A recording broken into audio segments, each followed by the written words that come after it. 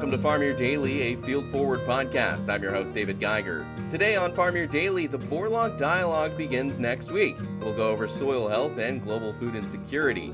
Former Iowa Governor Tom Vilsack, CEO of the World Food Prize Foundation, gives the details and highlights the how and why folks should support solutions to world hunger. Please be sure to like and follow the podcast as well as our social media at Field Forward Pod. We would love to have you join our community to keep folks informed about what is affecting our farmers. This is Farm Here Daily.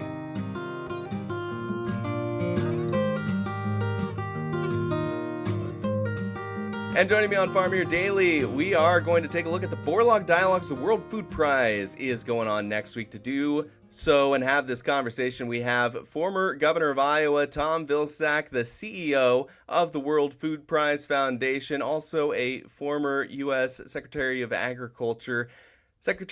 Governor Tom, thank you so much for joining us today on Farm Here Daily. And let's just talk about what's going to be going on next week. There's a lot of information, a lot of opportunities to learn more about solving world hunger problems. What's going on?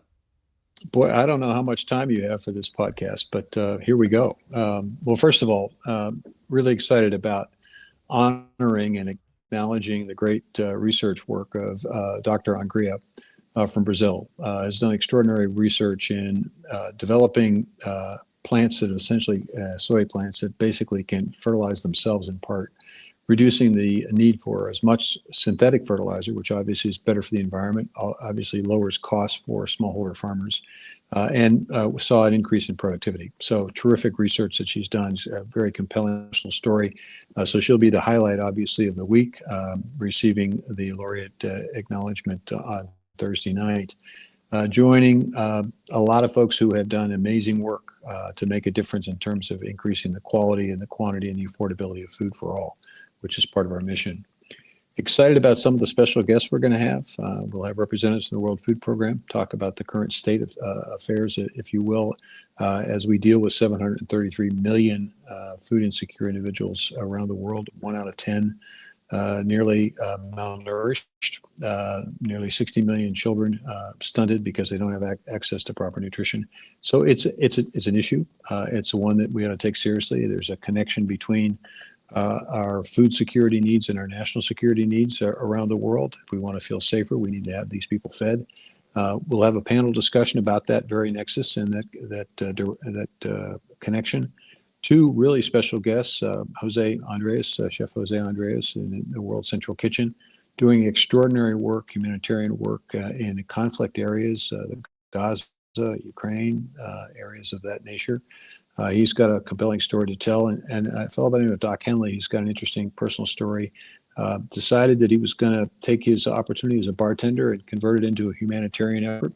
And he is really focused on essentially helping people with clean water, and has already, through his nonprofit, has helped 2 million people in 53 countries access clean water. So excited about his presentation. A lot of opportunity for dialogue and for learning what's going on out there. We've got the soy folks are going to have a deep dive. The dairy folks are going to have a deep dive to give us a little bit of a better understanding of what's going on in their part of agriculture. A opportunity as well, not only for the World Food Prize laureate, but also the Borlaug Field Award awardee, Derek Chinder, he's done some extraordinary work with peppers, which obviously impacts and affects smallholder farmers.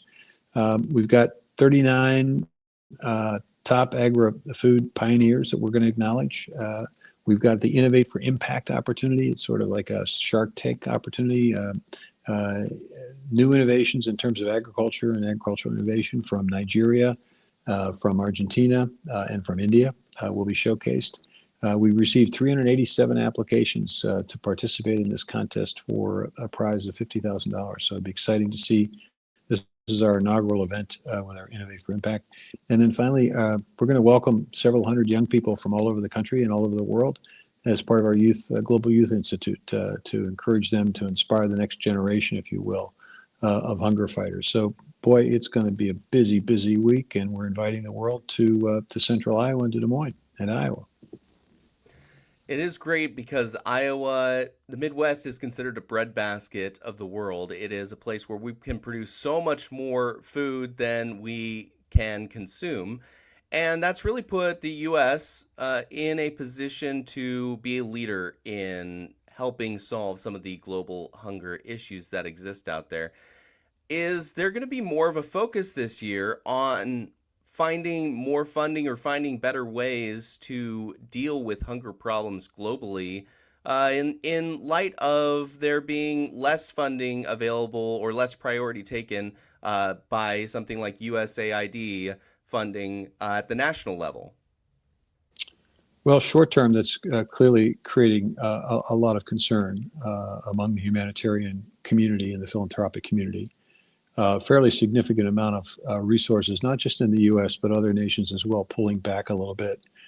Having said that, there was an interesting article recently in the New York Times that was written by Raj Shah, who actually ran USAID during the Obama administration and is now in charge of the Rockefeller Foundation. And he's suggesting, and I think he has a point, which is, okay, this is tough, this is difficult, but it does give rise to an opportunity to recreate, to reconstruct, to sort of build anew, if you will, a structure that basically leans more heavily on the folks at the local level in these countries, the developing countries, to essentially assume some of the responsibility, and then use the philanthropic resources and private capital, private sector capital, to sort of begin the process of trying to fill the void that's been created by governments basically taking a step back. Look, the problem's still there. It's not like if you decide to eliminate USAID, that doesn't solve the problem. The problem's still there. Resources are there. The question is, how do you use them most effectively and efficiently? And Raj, I think, had a pretty good idea of essentially using philanthropic resources to essentially reduce risk for private sector investment. The private sector has the capacity to invest in infrastructure, has the capacity to invest in innovation and more production in these developing countries. But why aren't they investing? Well, there's a risk associated, obviously. So maybe philanthropic resources reduce that risk by providing guarantees. And then essentially the private sector comes in, provides the resource and the capital for the infrastructure for the farmer to be able to put a crop in the ground. And then over time, develop the same kind of efforts that we have here in the U.S. to help producers, risk management tools, support from the government, market opportunities that can be created. It's going to take time. And unfortunately and tragically, I think the suddenness of this decision and the significance in terms of how much was pulled back immediately has created, I think, the challenge, and we're probably going to tragically lose some folks as a result. But I think we all need to be committed to doing what we can today, and certainly to build a better tomorrow. So at the end of the day, we emerge from this with a stronger and better system that provides food for all. I appreciate you making that distinction, because it is important to note that if you have or had a problem with USAID, didn't like as much government, then you want potentially still for people to be fed. You want people to have food security around the world, just potentially in a different way. So what is that plan? What is that pathway if you reduce the government federal side of spending and you move more towards a private avenue, or a more cost-effective, if that's how you want to pursue it? What is the plan, though, to prevent food world hunger? And the World Food Prize is a way to highlight people who are putting a strong effort into doing that. How is it then, as you highlight these people who work so hard, that do this research, that commit this funding, how do you make it more available for others to follow their path, to create and lay out a way to get money to the right people and get funding to the right research? Well, I think it's a combination of things. First of all, it's acknowledging and lifting up the innovation that's taken place so the rest of the world is aware of it and therefore can take advantage of it. It is also creating an opportunity for individuals from developing countries to come to Iowa to network, to get to know some of the private companies that could potentially be interested in investing in smallholder farmers in Africa, in Asia. So we create a platform. We create an opportunity for networking And that's why it's important to have these convenings, these dialogues, brings people together. So third, we are spurring and I think hopefully helping innovation itself through our Innovation for Impact award program, encouraging folks to think about startup companies that could have some innovation that would make a difference. And then I think we educate, right? We educate folks about this notion of a blended capital. In the past, it was government basically top down providing resources through a series of nonprofit organizations that would then work with folks on the ground. I think what we're going to see is a reversal of that. And essentially, we're going to say, look, it's not going to be top down, it's going to be bottom up. So it starts in the individual country, the developing country. It starts with that government and a commitment that that government must make to its farmers and to its people to do what it can to increase productivity and to make sure that resources are made available so that people are fed. Now, what do they need? Well, farmers need capital. They need the ability to buy inputs, just like any other farmer, just like our farmers here in the United States. Our farmers go to the bank. Well, maybe in those developing countries, the financial systems aren't as mature as they are here. Maybe the ability of those financial institutions in developing countries to take risk is not as great as what we have because of the various support structures and systems we have for our financial institutions. So maybe there needs to be some method by which we encourage philanthropic organizations, the Rockefeller Foundation is an example, to take its resources and basically make it available in the form of a guarantee or some kind of tool that could be used to make banks, financial institutions, private sector companies more willing to invest in those smallholder farmers. And then that combined with technical assistance makes those farmers able to produce. They produce, then the challenge, of course, is to make sure that what they produce is ultimately used as food for their people. We lose a lot of food in developing countries. About a third of everything that's grown is lost in these developing countries. We waste it in developed countries, but they lose it in developing countries. So focusing on infrastructure that involves storage and proper harvesting and proper refrigeration capacity and things of that nature will become important in terms of building over time the network, the strength, the agricultural economy that can support more people and can feed more people. This is not, there's no silver bullet here. There's no quick answer. There's no easy answer. If there were, obviously, we would have done it a long time ago. But I think what you're going to see is a reversal. Instead of top down, it's going to be bottom up. That bottom is going to need to build the muscle mass, if you will, muscle memory.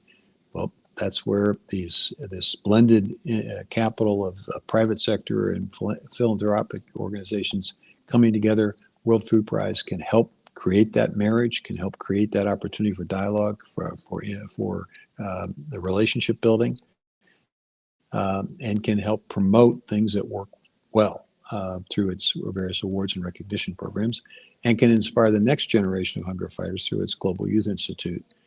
That's why what we do here is so incredibly important.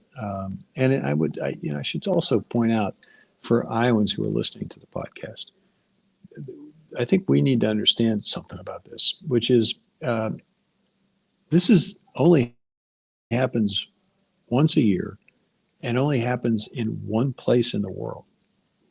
It happens here. Now, it happens here for a reason. The initial reason is Dr. Borlaug and John Ruan saw the need to preserve what was then the Continental Food Prize and create it and convert it into the equivalent of the Nobel Prize for Food and Agriculture. But it's also here because it is our legacy as Iowans. People in this state have always been helping to feed the world. We have obviously some very well-noted Iowans who have done extraordinary work in this field, but the reality is every single one of us has a piece of that legacy. And that's why it's important for the World Food Prize Foundation to have the funding that it gets from state government, from Iowans across the state, because this is something that uniquely is happening here and only here. It doesn't happen anyplace else in the world. Governor Vilsack, on that note of legacy, of essentially Dr. Borlaug's legacy of creating new wheat hybrids, and then also going to your point of having a focus on a bottom up approach, elevating the farmers in locations that don't have enough food. I've heard some stories of even here in Iowa, some folks who do work in Africa and they go and meet with the farmers, and the farmers there are using something like 50-year-old seed hybrids. And we have done tons of work already in revolutionizing some of how, like, sometimes even twice as much production can be done if they just had access to better seed. And in that vein, how do you get technology? Is that something that you guys talk about at the World Food Prize? Well, it's something that we obviously encourage when we have our C-suite presentations by major seed companies. They come in and talk about the work that they're doing here in the United States and around the world. I would also point out that I just recently got back from London, where I participated on behalf of the World Food Prize Foundation and also the Global Dairy Platform entity, which represents all the major dairy processors in the world. About 80% of all dairy is processed through these members of this organization. They were challenged by the Gates Foundation to put together a convening of food companies, commodity groups, investment banks, and environmental groups to see if there was a way in which you could tap into carbon markets, carbon claims, insetting opportunities, and transactions and contracts to be able to put more capital into these developing countries and to smallholder farmers so that they can embrace new and creative ways to become more productive and to do it in a way that reduces the amount of greenhouse gas emissions connected to their operation, or at least produces more with the same level of greenhouse gas emissions. So I think you're seeing work within agriculture, within the commodity groups, within the major food companies. You're seeing a concerted effort to try to figure out ways in which farmers can receive the resources necessary to embrace these sustainable practices, which will increase their productivity and in turn obviously increase their profits, which will obviously create a healthier agricultural economy and obviously more production. So that's going on at the same time we're trying to lift up new innovation. At the same time we're convening people and trying to get them to understand the challenge that we have. Again, 733 million people food insecure, which means at any point in time, they just simply do not have enough food to feed their family. And I wish this, I wish that number was less, and I wish that we didn't here in the United States didn't have any food insecure families, but we do.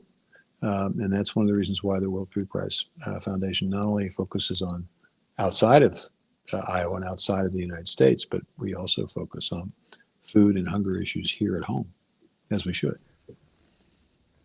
I'd like to bring it to a local level again. As you mentioned, it is a legacy of Iowa, and we are known as a breadbasket as well. I recall during the Iowa Hunger Summit back in June that there was conversations going on around how we solve hunger issues here in Iowa. And I was astonished to hear some folks talking about the last year from then in June. Last year in the Des Moines area was something like 1 in 4 Iowans had visited a food pantry. So there is a lot of hunger, even locally, but it's not seen. The hunger that's global tends to be more visible. It has more visceral images.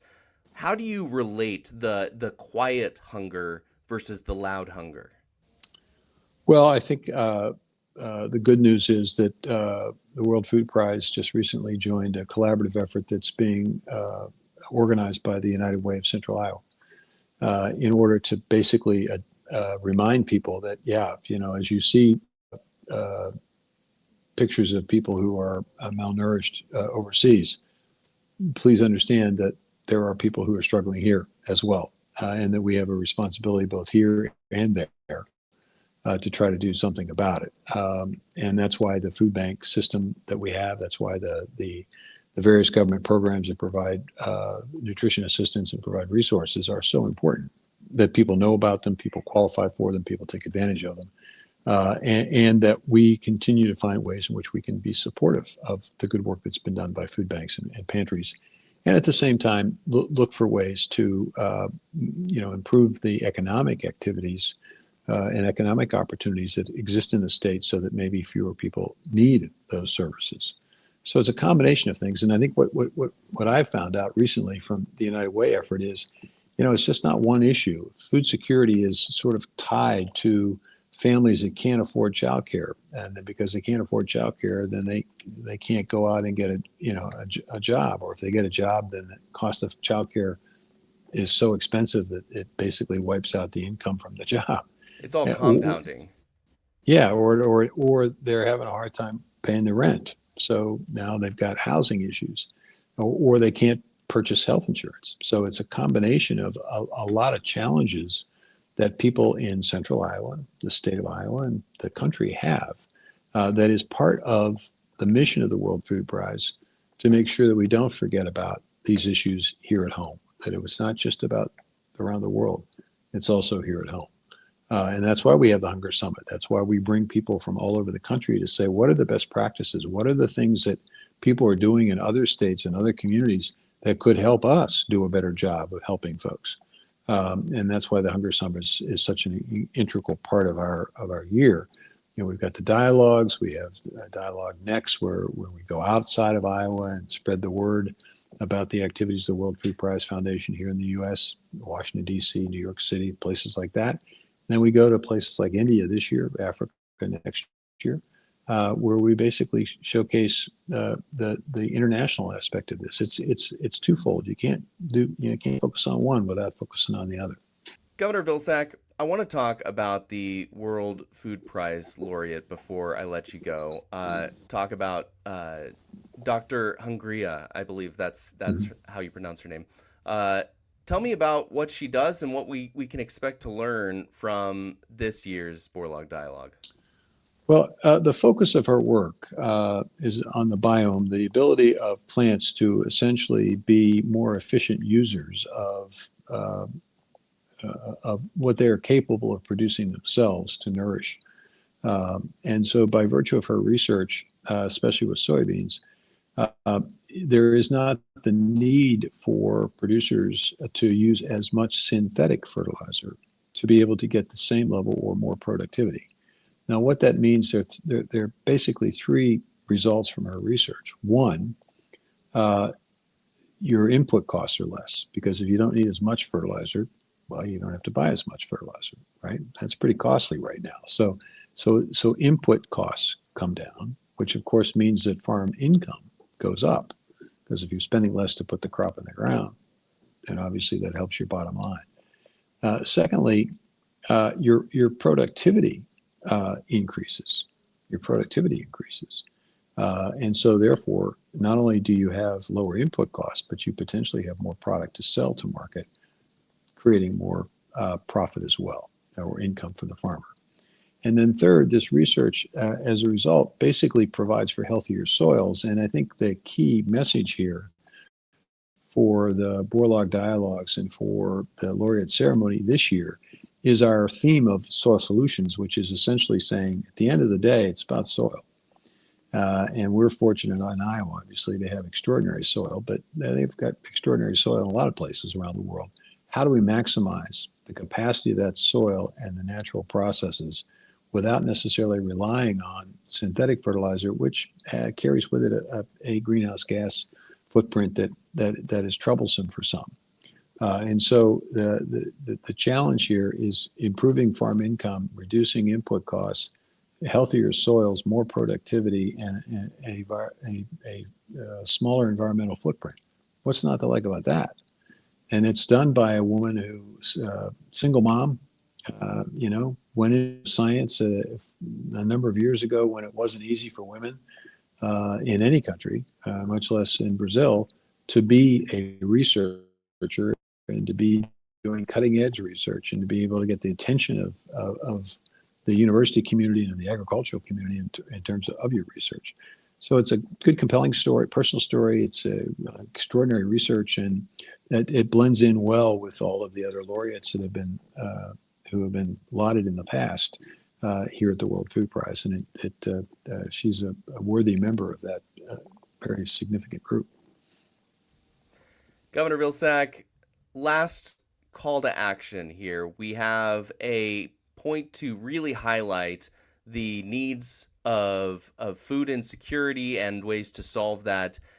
What are ways people can get involved? What are ways people can see the Borlaug Dialogues that are coming up next week? And what are ways that you recommend folks help out, especially if you're a farmer and you want to do more than just produce, be involved within the solution of global food insecurity? Well, I wouldn't be doing my job if I didn't encourage folks to be supportive of the World Food Prize. And they can do that in a couple of ways. First of all, they can obviously make a donation, or they can register to be part of the Borlaug Dialogues and pay the registration fee. There's an Iowa discounted fee for those who live, work, and raise their families in Iowa. Attend the dialogue, experience what we do here, and get interested in what we do. And when you see your state legislator, thank them for the support that they provide. If you live in Polk County, thank the Polk County supervisors for their support. If you live in Des Moines, thank the mayor and the city council for their support, so the government continues to be supportive of our efforts. You can also volunteer. We've got a tremendous volunteer group that does amazing work, especially prior to the Borlaug Dialogues and the Laureate Award ceremony. They're stuffing bags. They're basically getting all the preparation done, which means we don't necessarily have to hire that out, which is really beneficial. And they also give tours of the facility here, this beautiful Hall of Laureates that is our headquarters. They give tours on Tuesdays, so you can volunteer. I think you can also educate yourself about the extent of food issues in your home area. Where is that local food bank? Where is that local pantry? How can you be supportive? They too need donations. They too need volunteers. They too need champions in government to make sure that they continue to have adequate resources. Familiarize yourself with some of the programs, and if you know a family member or a friend or a neighbor who's having a little tough time and struggling, encourage them to look into the government programs to make it a little bit easier for their families to make ends meet.